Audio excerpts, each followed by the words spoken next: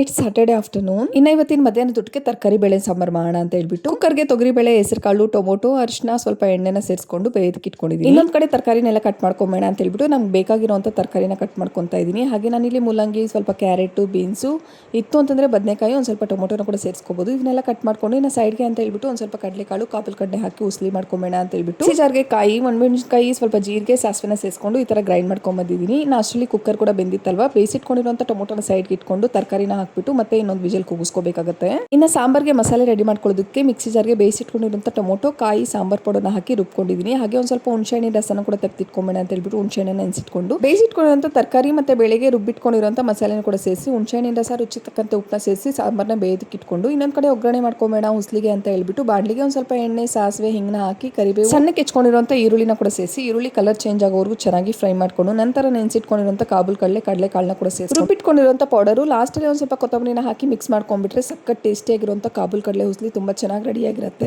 ಇನ್ನ ಸಾಂಬಾರ್ಗೆ ಒಗ್ಗರಣೆ ಕೊಟ್ಕೊಂಬೇಡ ಅಂತ ಹೇಳ್ಬಿಟ್ಟು ಸಾಸಿವೆ, ಹಿಂಗು, ಕರಿಬೇವನ್ನ ಹಾಕ್ಬಿಟ್ಟು ಸಿಂಪಲ್ ಆಗಿ ಒಗ್ಗರಣೆ ಕೊಟ್ಕೊಂಡೆ. ಅಂಡ್ ಟೇಸ್ಟ್ ಅಂತೂ ತುಂಬಾನೇ ಚೆನ್ನಾಗಿರುತ್ತೆ. ಈ ತರ ಸಾಂಬಾರ್ನ ಒಂದ್ಸಲ ಟ್ರೈ ಮಾಡಿ. ಇನ್ನ ಮುದ್ದೆ ಮಾಡ್ಕೊಂಬೇಡ ಸಾಂಬಾರ್ಗೆ ಅಂತ ಹೇಳ್ಬಿಟ್ಟು ಮುದ್ದೆನೂ ಕೂಡ ತೊಳ್ಸ್ಕೊಂತಾ ಇದೀನಿ. ಮುದ್ದೆಗೆ ಮತ್ತೆ ಸಾಂಬಾರ್ಗಂತೂ ತುಂಬಾನೇ ಚೆನ್ನಾಗಿರುತ್ತೆ. ಡೈಲಿ ಏನಪ್ಪ ಸಾಂಬಾರ್ ಮಾಡೋದು ಅಂತ ಇದ್ರೆ ಈ ಸಾಂಬಾರ್ನ ಒಂದ್ಸಲ ಟ್ರೈ ಮಾಡಿ ನೋಡಿ, ತುಂಬಾನೇ ರುಚಿಯಾಗಿ ಬಂದಿರುತ್ತೆ. ಸೊ ಇದಾಗಿತ್ತು ಇವತ್ತಿನ ನಿಮ್ಮ ವ್ಲಾಗ್. ಇಷ್ಟ ಆದ್ರೆ ಲೈಕ್